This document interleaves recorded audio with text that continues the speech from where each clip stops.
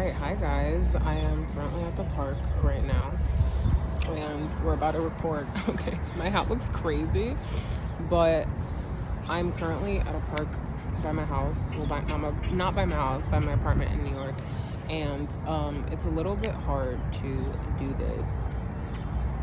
I'm trying to start facing fears and facing things that make me uncomfortable, which is so freeing. Let me just tell you that.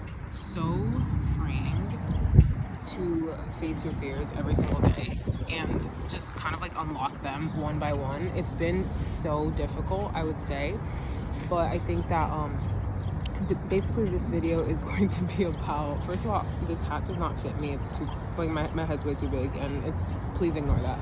But God's been putting in my heart lately that I've been wanting to make more YouTube videos and just kind of do something different, and like just kind of like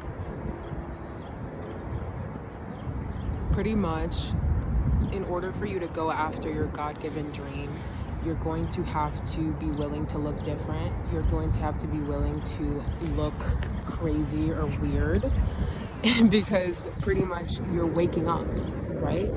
And everybody is pretty much asleep to their God-given potential. Everybody's asleep to their dreams. So you have to be the one willing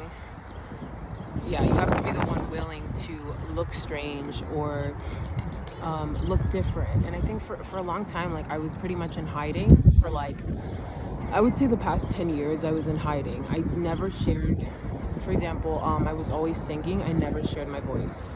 I liked fashion. I liked all these different things. I never left the house. So for the past, I would say from when I was 15 to now, it was 10 to 15 years. I mean, think about it, like high school to now. And it's been, okay, that's crazy to think. It's pretty much been like around 10 to 15 years. My hat is really, it's like so, my head is too big for the hat.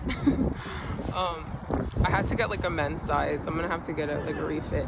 But anyway, so pretty much, like, I'm gonna give a short testimony. I have been trying to like shorten the message because I feel like I always go off like for a very long time.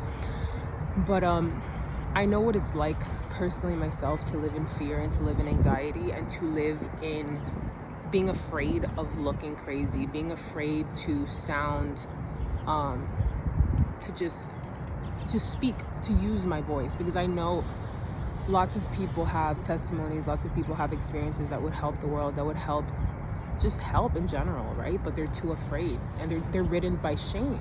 They're ridden by shame and anxiety and fear, and that's the way of the world. And so pretty much in my journey of just healing, and first of all from obesity, I was 345 pounds, healing from obesity and healing from mental illness, from just mental health, depression, low self-esteem, everything. I pretty much, hi, how are you? I pretty much had to literally just face all odds. I mean, go against all the odds and be like, you know what? It's terrifying. You're going to be really scared to break unhealthy patterns. You're going to be really scared. You're going to feel uncomfortable, but you have to do it. You have to do it.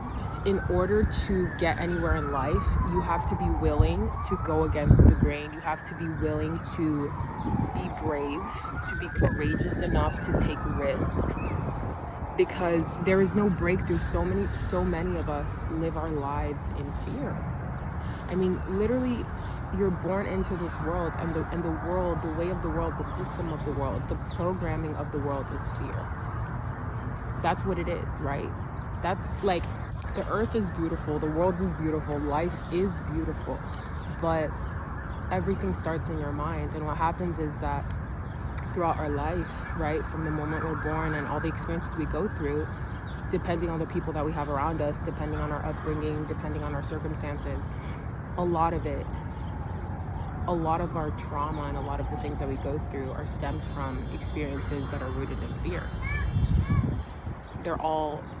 It all comes from fear. It all comes from lack. It all comes from the lack of being able to see reality in the eyes of truth instead of the eyes of lies, because pretty much everything that has to do with fear is the lie, right? It's the lie. That's the lack mentality that the world is rooted in. So the only way that you can disconnect from that and see the reality of life is by connecting with God. And that's the only way, because pretty much, all right, I'm taking this hat off, like it's pissing me off. But the only way that you can really see, you see, I'm like right now, like battling anxiety and self-consciousness. Because like recording in public is like really hard for me. But I'm doing it.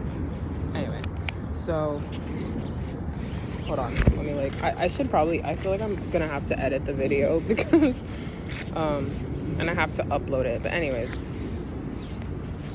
so pretty much, I feel like this is a better angle, right? Anyways, so pretty much,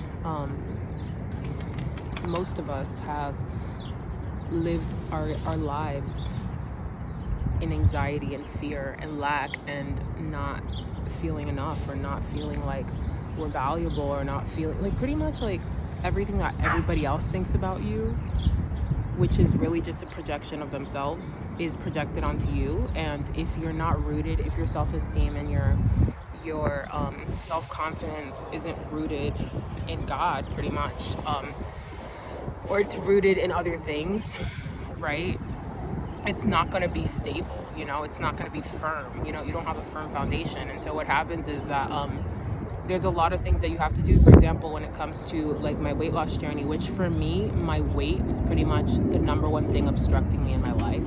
Not the number one, because there was other things going on that were like, you know, more important, as you can say. But remember, like self-image and body image is like a very big thing in society, and like just the world we live in that's materialistic and superficial. You know, that's the way it is.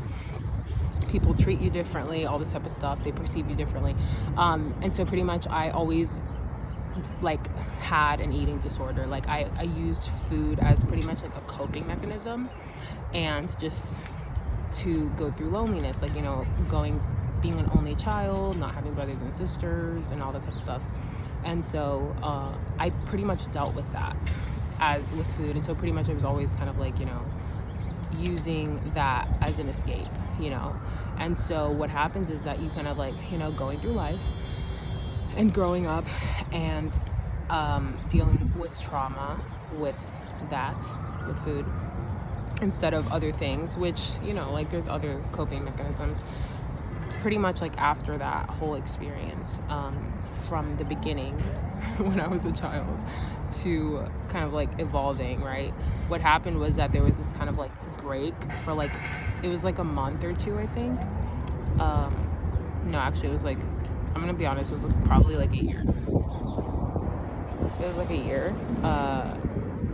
A year went by and I pretty much like ate myself to death. I ate like all the fast food in the world, like just, I did not care about myself. And I gained like 150 pounds. I got to 345. I was huge, depressed. Everyone looked at me and like laughed or mocked me or bullied me, whatever. I honestly, I didn't even look normal. Like I looked deformed. Like I looked pretty much like, I didn't look normal. Like you can be overweight and look like, and it looked good, and it looks good, and you embrace it, and actually it's beautiful. But for me, it wasn't, like I was deformed. Like my face, like I have pictures, and I was like swollen because the food that I was eating was really bad for you. So it wasn't even like about body image, it was more about like my health. And so just, you can't eat burgers and fries every single day. That's just not healthy. You know what I mean? I'm all for like pro, like obviously I know what it's like to feel like, you know, but for me, so it's kind of like the root of that. So that was something that, when it got to that point, right, where you're like 340 pounds and you can't, that's when you definitely don't want to go outside. Like, you know, I was already kind of going through a lot of social anxiety and depression and all that my entire life. But then when I got to that point, that's when I was really not going outside. So pretty much it was like living in shame, living in fear, living in anxiety, all the dreams that I had about all the artistic things that I had inside of me were like dead. They're like, oh, you're definitely not going to do that now. And I would still talk about it with people. I'd be like, oh, like I want to do this. Like, you know, I'm a singer, I'm a songwriter, you know, I want to move to New York, all the, you know, that type of stuff that you do. But I had so much faith in that. Like, it's funny because when I moved here, I had a lot of faith in that dream and in that goal. I had a lot of faith in it. And that was God, you know, that was God telling you, hey, like, you know, even though it's not going to happen right now because you got to go through your process, you know, of like shedding the weight, and not just shedding the physical weight, but the emotional and mental weight, and just healing from all that trauma. And then now, you know, so like 2 years, I'm going to say 3 years went by. That's how long it kind of took to shed the weight.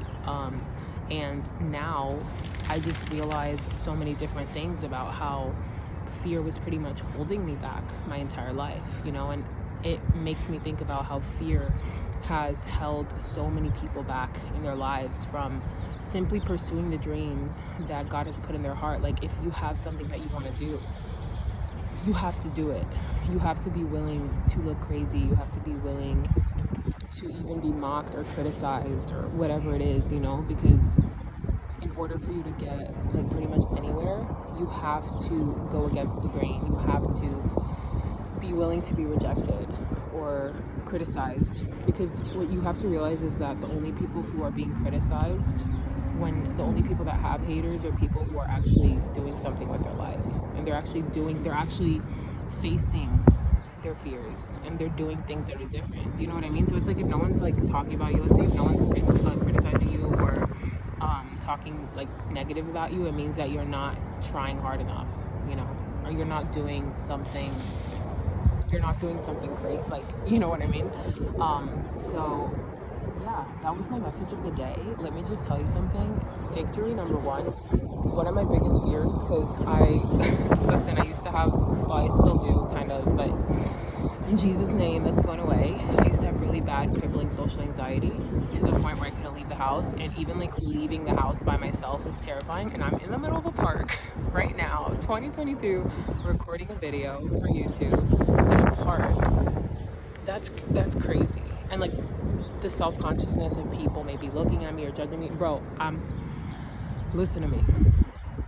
We're gonna break social anxiety in Jesus' name. We're gonna break it. We're gonna break depression in Jesus' name. Everything is because of God. Everything is because of what God has done within me, because it has all been Him. And I just want anyone who's watching this video who may be going through these things to please listen to me. I know that people say it's gonna get better. I remember when people used to tell me, oh, it's gonna get better, I wouldn't believe them. I'd be like, you're lying, like, stop lying, you know? But I'm telling you, it's worth it. Like, listen to me. I'm gonna start, I might do this. I have videos that I published like years ago of me like covering My Chemical Romance, 21 Pilots, all of these bands that were just, you know, a reflection of just like sadder themes, just to show you guys where I came from, like mentally, you know, like that's the evolution, the mental evolution that God has taken me into, you know, from darkness pretty much to light. And it's beautiful, it's terrifying, it's scary, but this is pretty much my journey, and I really hope that anyone who watches can be somewhat impacted enough to be able to start the journey themselves. Because if I was able to do it with God, that is available to anybody.